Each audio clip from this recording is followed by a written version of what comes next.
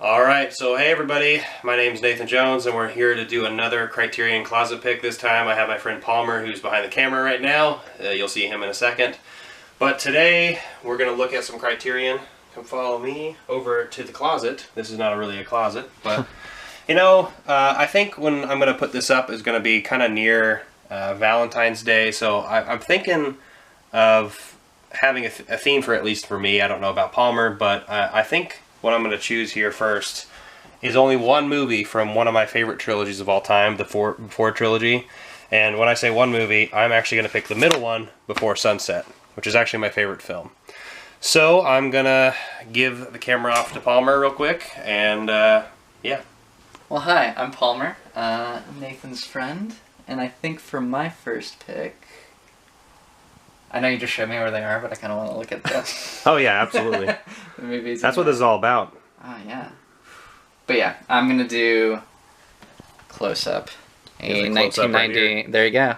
1990 Iranian film. One of my favorites. I really love this one. And I actually don't have the Criterion of it, so this will be fun to kind of look through a little bit. Alright, now that like I said, I'm going to be continuing on this kind of path of romance for some reason. This is something that I thought of. I think what my next movie will be is a movie that's actually my favorite film from Hong Kong, and that is 1999-2000, the year's 2000, In the Mood for Love. Now, I really love this film, and can't wait to talk a little bit more about it. Alright, I actually do not have any sort of a theme. I'm just picking movies that I really like, and ones that if I haven't seen lately, ones that I want to return to soon. This next one, though, I have seen quite recently with Nathan. I saw it on like a big private screen, and it was, I mean, that's the way to see it. That's the way to see it. That's the way to see it. I know where you're going with this. It's Andrei Rublev, Andrei Tarkovsky's 1966.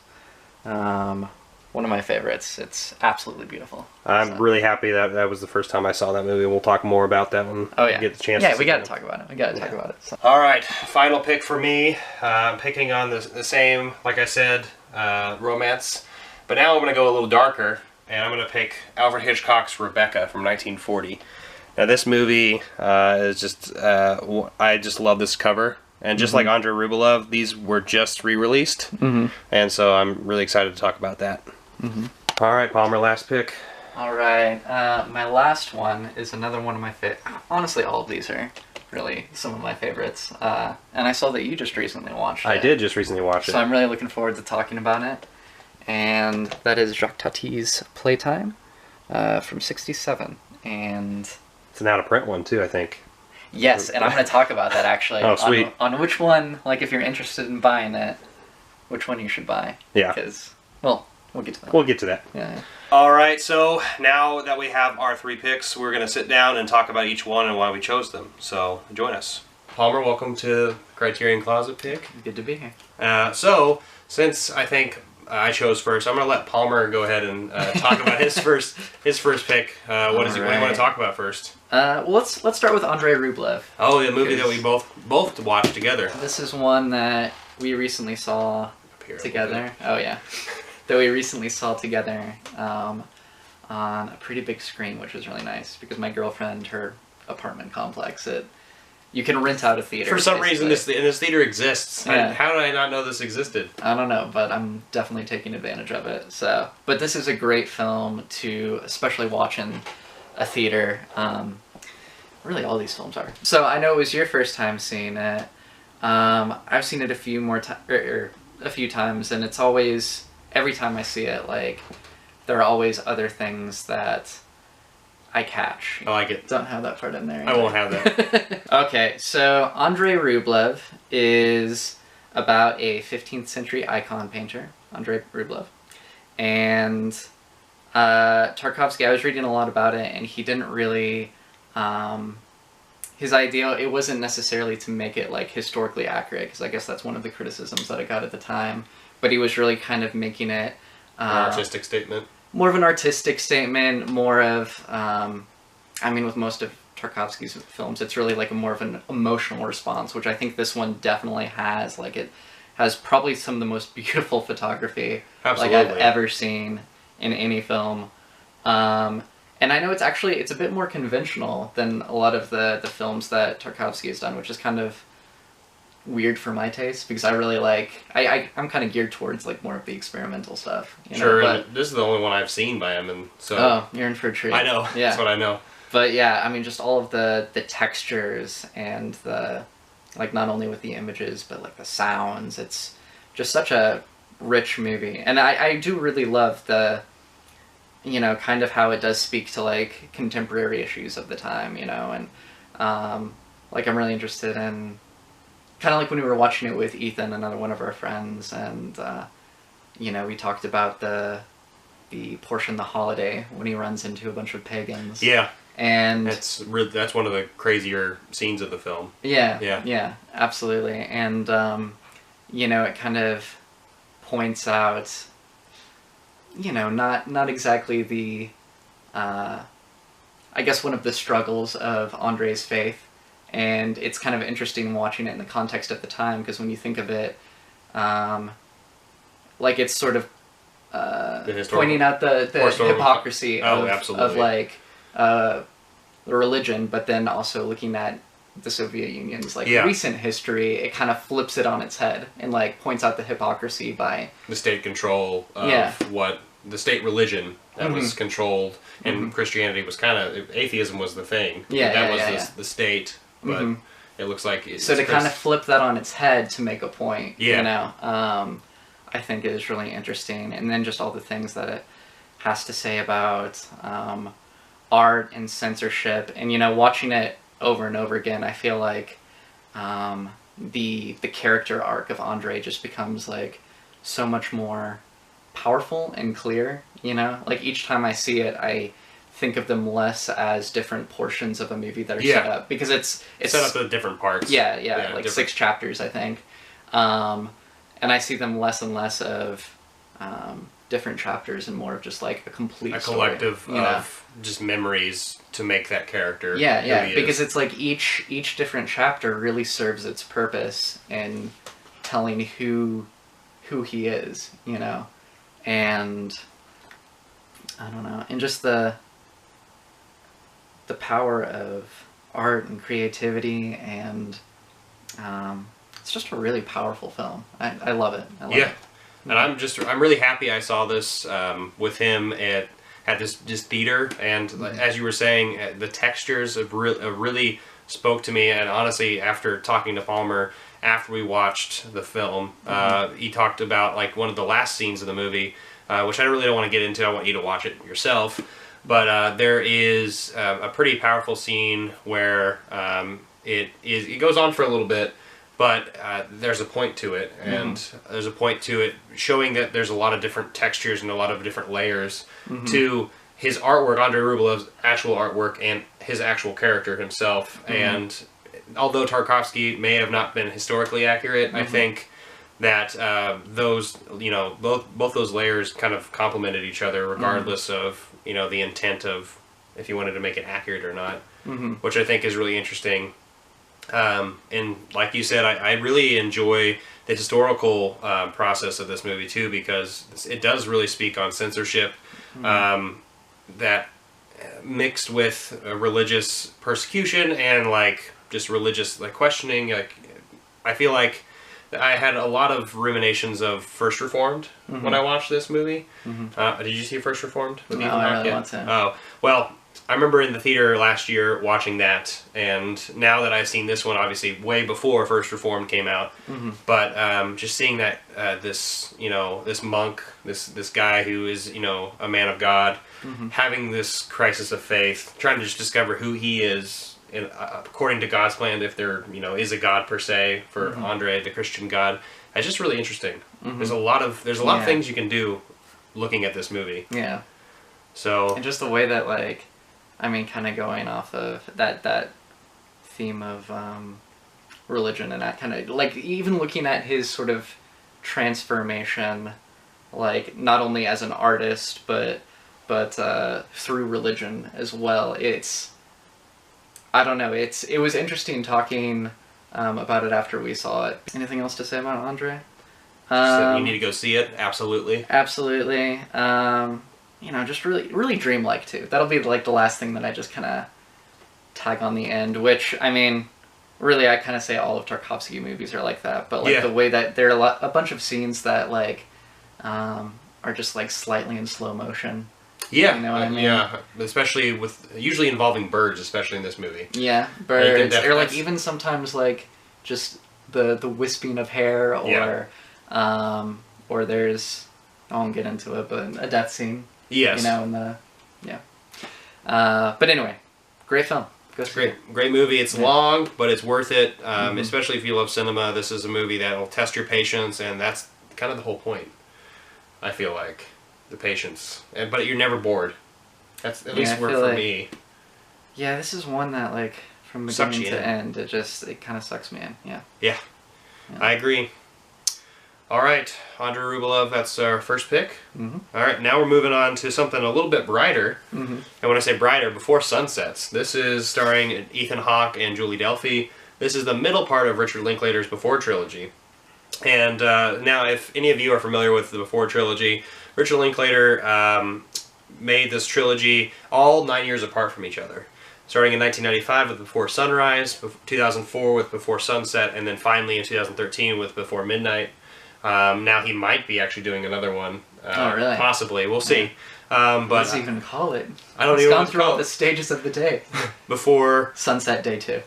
Before Sunset Day 2. Yeah. Or Sunrise Day 2. Yeah. Or Sunrise, yeah. But this one is the middle part of this film, and so this is more or less, this entire trilogy is a reflection on relationships and time. And Richard Linklater always likes to play with time. That's what Boyhood was about, and a lot of his works are just really fascinating. But this one is smack dab right in the middle of the trilogy. I don't really want to give too much away, but I do want to say that it picks up right where you left off from the previous film in 1995 and 2004, but it's literally 9 years in the future in the film itself too. So the real time in our life and the real time in the film itself, it stays together, and so there's literally 9 years apart from when these two last saw each other. And they kind of promised each other they would see each other again in Before Sunrise, and then it really didn't happen for 9 years, and then they run into each other again, and it's just that what if scenario that just plays in their minds constantly. It's like, well, we had something 9 years ago. What are we doing something again? Like we have lives now, and we have Ethan Hawke has a family back home, and then Julie Delpy, is kind of figuring herself out too with past boyfriends and whatnot, and it's just really fascinating how Richard Linklater puts this film together, and I just really love it because it's one of the most realistic portrayals of relationships that I've ever seen, with the dialogue and the long takes, and that's what it stays at a spot for like 10 minutes, or like the camera just starts following them, but it's just one long conversation, and the conversation could literally be stuff that we're talking about or anybody you've ever seen. It's definitely not in traditional type dialogue that you would see in a typical kind of romantic film or just a Hollywood film in general. And so that's what I think is just so compelling about this movie. So check out all of them, but this is my favorite one because it's stacked dab in the middle, and it kind of it deals with uncertainty the most out of all of them, and what's for the future and what's in our past. It's kind of smack dab in the middle of like what defines us now. In a way. And that's even like it's been a long time since I've seen that one, and I haven't seen Before Sunrise, but I know even Before Midnight, the ending of it still kind of leaves a little bit like what if, or what could happen next, and I'd really like to return to that and really just watch the whole trilogy a bit closer together instead of the two that I have seen were several years apart. So. And I kind of wish I watched them when they came out, like 1995, 2004. I was 3 in 95, but I would have liked to have waited too, along with the characters, because I feel like that plays a little bit of a role. But all right, now it's time for Palmer's second pick. All right, my next one that I'm going to talk about is Jacques Tati's Playtime. This is another one of my favorite movies. I don't know if I held it up high enough, but it's it really has a lot in common with silent film, you know, and it's not a silent film. No. It is sound, but all of the dialogue is really, like, you kind of hear it in the background, so you're not really following around one central character and, like, a narrative arc, really. I mean, it has a narrative, but it's not a really, very unconventional sense. Very unconventional. You're really just following around, like, several characters throughout this city. You know, you have, like, an American tourist who's looking around. You have Jacques Tati himself. As, like, kind of the clumsy... Yeah, Mansour Hulot. Yeah, Mansour Hulot. You've seen other Tati films, right? Yeah. I haven't seen any other besides this one. I just recently watched it a couple days ago. Yeah, so that's one of the reasons I was really excited to talk about it. And yeah, it kind of deals a lot, and actually this is a big theme of a lot of his movies, but sort of the modernization of France in the 1960s. And what I love about this film is that it's like there's so much going on within every scene. Absolutely. And really you can just kind of pick and choose which part of the screen to look at. And I know that in this one, because I actually have this Blu-ray as well, and they have an essay. The essay, that's his favorite film, right?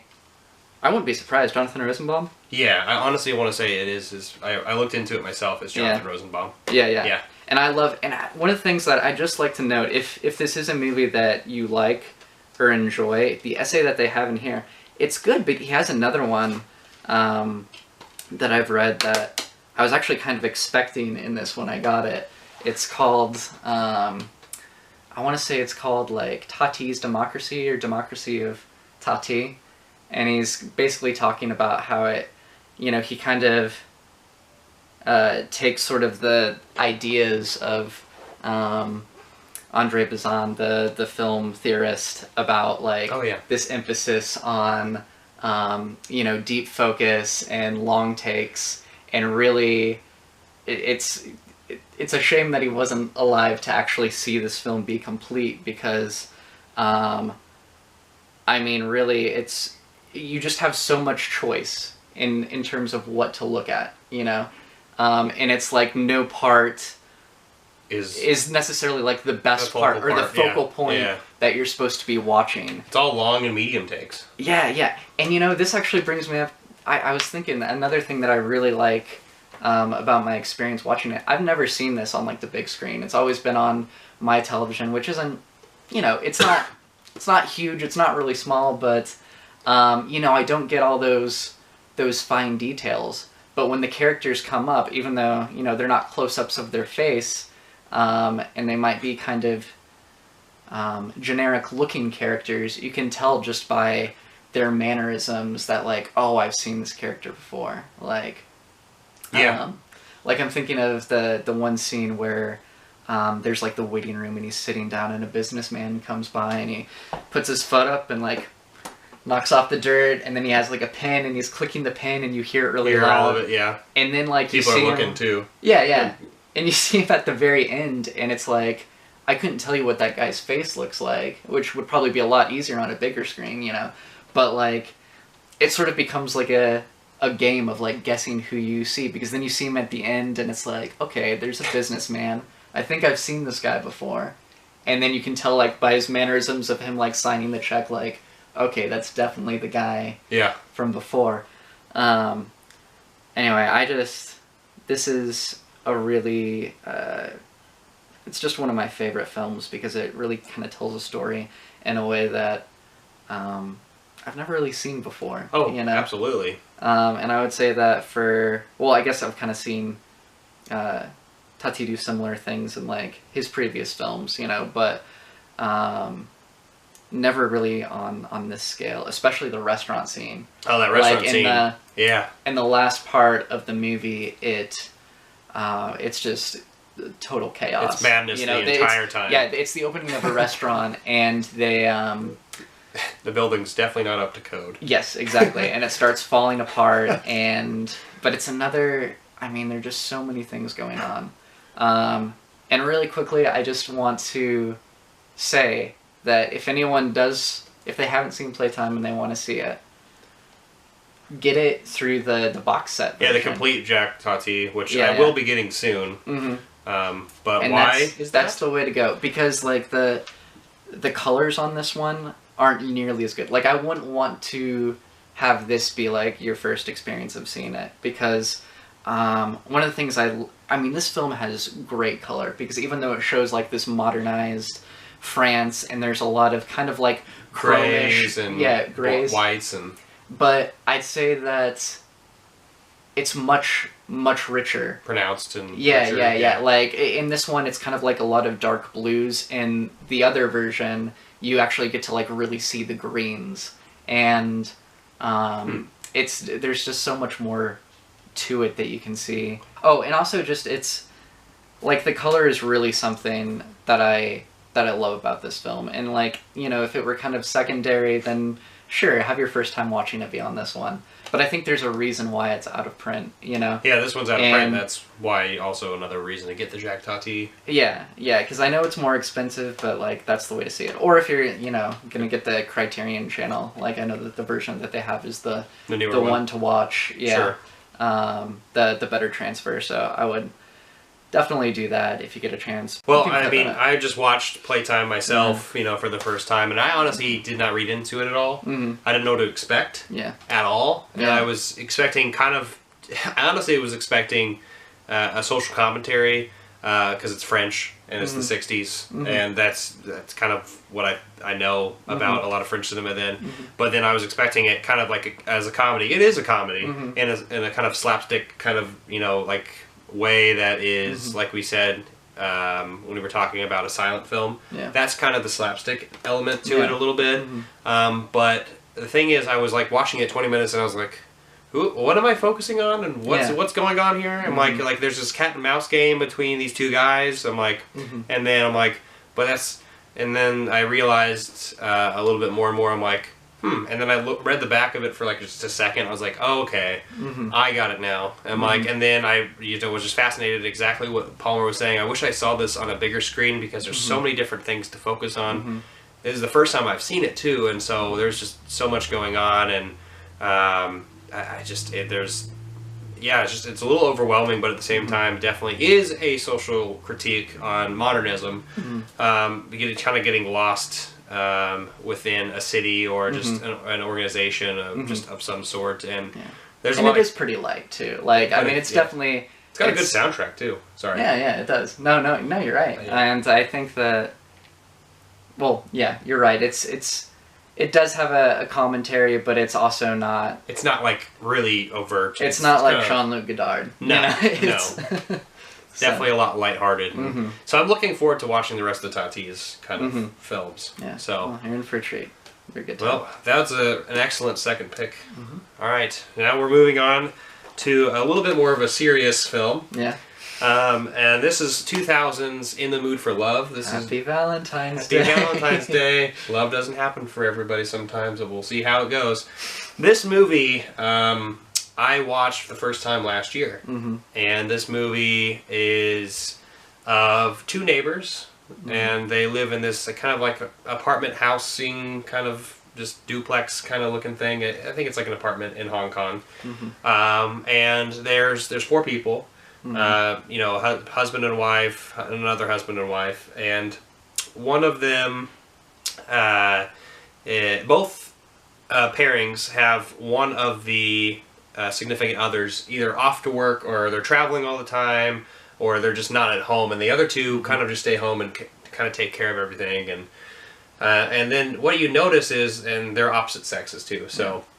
So you have like the male staying home with the wife who travels a lot, and you know, you have the female staying home with the husband who, you know, is just at work all the time. And so, you know, they see each other in the hallway, and quite often kind of just wave to each other, you know, give each other some dishes sometimes, and just have a little small chat. And you know, there's other people outside the hallway too. And so, you know, this is speaking of censorship. We can talk a little bit about this, because in Hong Kong in the 2000s there was a lot of censorship from the Chinese government, and I know a little bit that this movie has a little bit of that going on, but with that dynamic, there is a lot to do with family and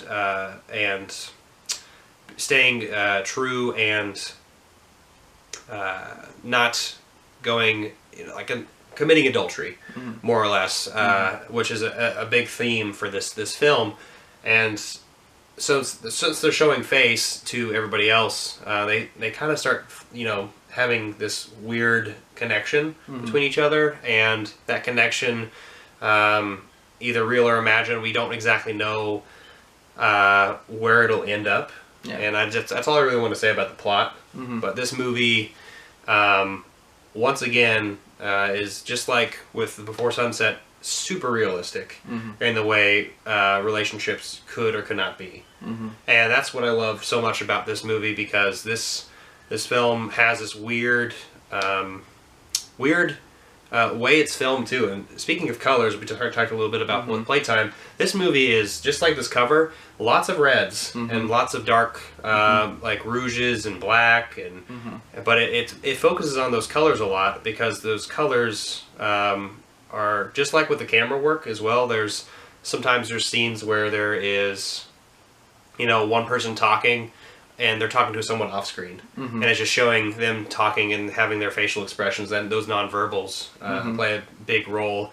Sometimes they're just like looking off in the distance, and there's a lot of staring in this movie, and a lot of It's interesting because like you talking about like the bold colors and everything, and bringing it back to Playtime. I think something that's kind of interesting about like putting them together, or like me having this one and then you choosing that one right afterwards, is like this one, like I feel like the colors are very subtle, whereas in this one the colors are very bold. Oh, absolutely. In this one, the actions between the characters and the relationships, there's a lot of subtlety there, whereas in this one, like everything's just it's the open. It's like the opposite. Yeah, the opposites of each other. It really is.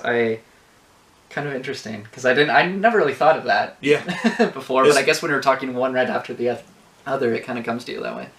Yeah, this one has a lot of just like focal, like you focus on a lot of things, and you read a lot of little things, and there's this, whereas like in Playtime, there's a lot of little things going on, but it's definitely more broad and cheerful and not as serious as this movie per se. But do you have anything to say about In the Mood for Love? I think you covered most of it. I do love that movie. It's been a while. I definitely want to return to it. I think I watched it like last year or something, and it's always been one that I just want to read more about too. I want to learn about it, because I hear so many people talking about it, and I can definitely see why. But it would be interesting to have like more knowledge on like where it stands in a more like historical context. Yeah, because I think the censorship plays a big role with it too. So, yeah, it's a good movie, and it may not be the most cheerful of the movies we're talking about. That's definitely for sure. Yeah. So check out In the Mood for Love if you haven't seen it. It's all in Cantonese and I guess Shanghainese with some English subtitles. So most of these movies are in because of kind of foreign language in some sort, except for the two that I picked, I think. The rest of them, we got Russian, we got Iranian, and then we got French. Yep. So, yeah. All right, well, time for Palmer's last pick. All right. So, for my third pick, I chose the film Close Up by Abbas Kiarostami. Excuse me. Iranian names, we can't get them all right. Actually, I'm pretty sure that a lot of the names I've said I probably haven't gotten right, but he's a fantastic director. One of the reasons I actually chose this film is because I know Criterion just recently announced in one of their clues that they're going to be doing the Coker trilogy, which I actually haven't seen, but really just Iranian film in like the 1990s is incredibly interesting. And I brought along a little booklet that I got because this was my introduction not only to this film but to Iranian cinema in the 90s. And in Colombia there's a film festival. It's a documentary film festival called the True False Film Festival, and they had this section called Neither Nor, and it's really focusing on films that it's not really there's not a strict sense of narrative, but there's not a strict sense of Abstract. documentary. Oh, okay. Yeah. I see. So it's not really fictional, but it's not really like objectively true either, you know. And what they focused on this time was Iranian cinema in the 90s, and they had the speaker was Geoffrey Cheshire, and I'm pretty sure, I'm not positive, but I'm pretty sure he actually did something with that, with the bonus features. Yeah, I think he might have like written one of the. Well, there's Jonathan Rosenbaum again. That guy. Yeah, that guy. He comes back. Yeah. Well, he's a good one too. I really like Jonathan Rosenbaum. But yeah, they had 4 different films. They also had another one that I really love, and I actually just watched like last week. After several years, but A Moment of Innocence. Like, I just got to give a shout out. I know to of that one. too. I'm gonna add it to my collection someday. Well, actually, okay. So this film. There's a little bit of a connection. Okay. Because what this film is about is there is a man, I believe in Tehran, and he's actually going on trial because he has impersonated the director of this film, A Moment of Innocence, and basically lived with a family. He was like, he talked to this family and he was like, listen, do you want to be part of my next film? And they were a bit wealthier. There's kind of a difference in class, and they let this guy live with him because they thought like, oh, he wants us for his next movie. Like, this is great. And it's just really interesting because he actually uses the real people to film these scenes again. So you also have like the trial scenes. Okay. But he also has like a staged reenactment of our protagonist in the house of the family who's the actual family in real life. You know, yeah. I mean, just imagine how awkward that must have been to like film that. But really, it's beautiful because when they talk to, I want to say his name is Hussein Sabzian, maybe. I can't remember his name exactly. The main character? Yes, the main character. Yeah. When they talk to him and ask him why he did it, he's just like, you know, these films mean so much to me. Like, it comes from a place of like, you know, loving films. Well, actually, there's a bit that's open to interpretation about his motives, but like, it really is, I think, fair to say that I mean, you go away with this sense that it's really just kind of a love letter to film, you know? And it means a lot to me, and I also, you know, just want to give it a shout out because I know the Coker trilogy is coming out, and if this sounds interesting to you, like, I'm all for people going out and buying that because, you know, I want more, like, I would love to have A Moment of Innocence released, not necessarily even on Criterion, just like somewhere where it would be really given its justice. And you know, if what I said sounds interesting, we can save this for another time because I know we're not talking about this movie, but like, I'm going to tell you a little bit about this plot too because it's incredible. But anyway.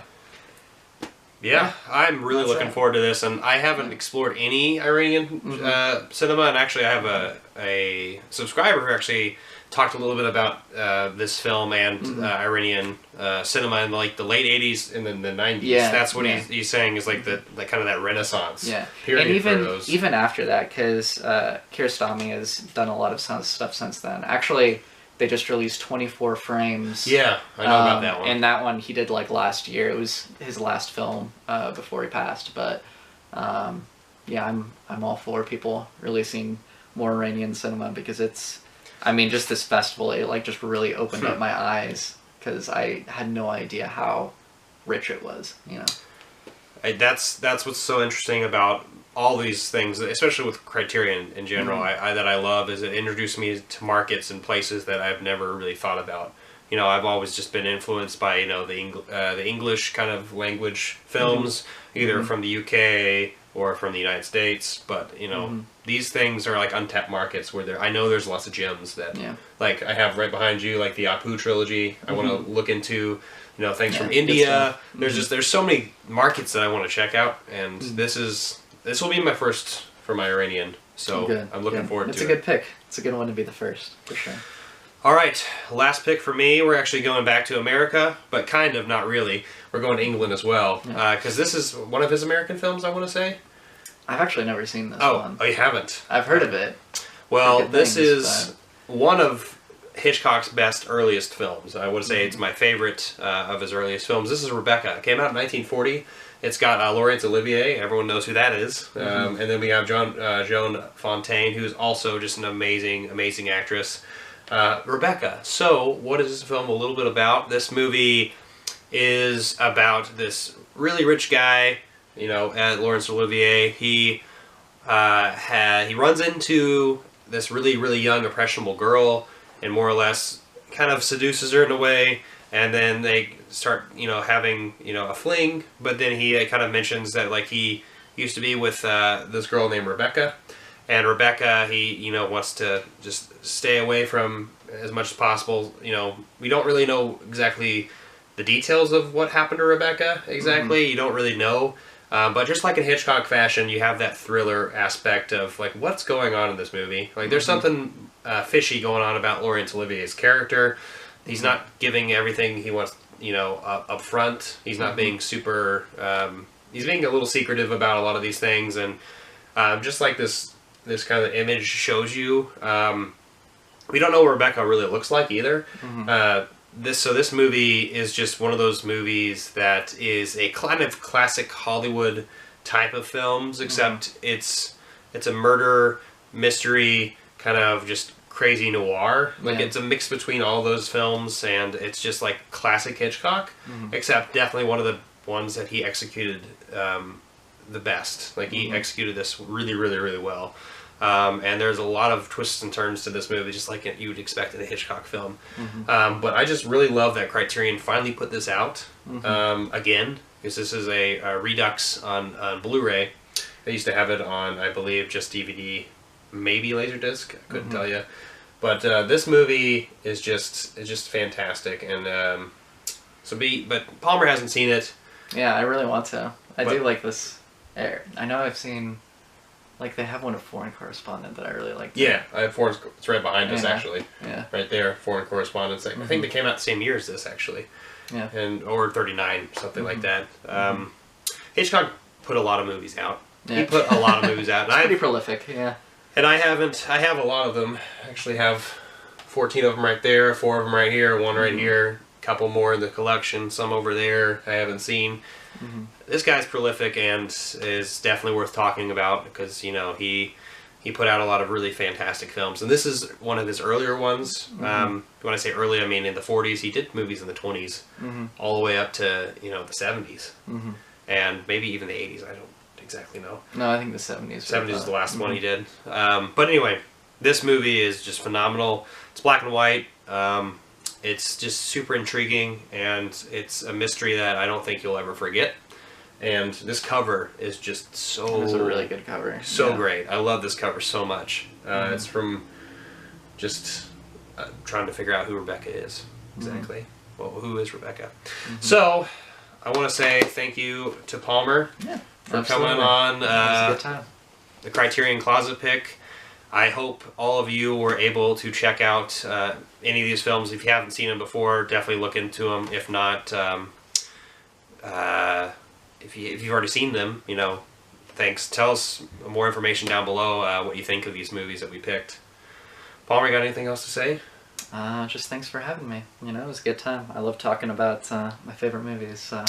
This guy knows a lot more about Criterion than I do, and a lot more about film, and so I'm lucky to have him around here and as a source. And I don't know if I'd say that, but yeah, we'll see. But I hope we can definitely watch something like Close Up or maybe Playtime in the big screen. Yeah, Playtime for sure. For sure, yeah, that'd be good. That'd be good. All right, well, thank you so much for checking this video out. Give this video a like, comment down below, share this video, hit that notification bell, subscribe, and I'll see you next time. I'm not jonesing around.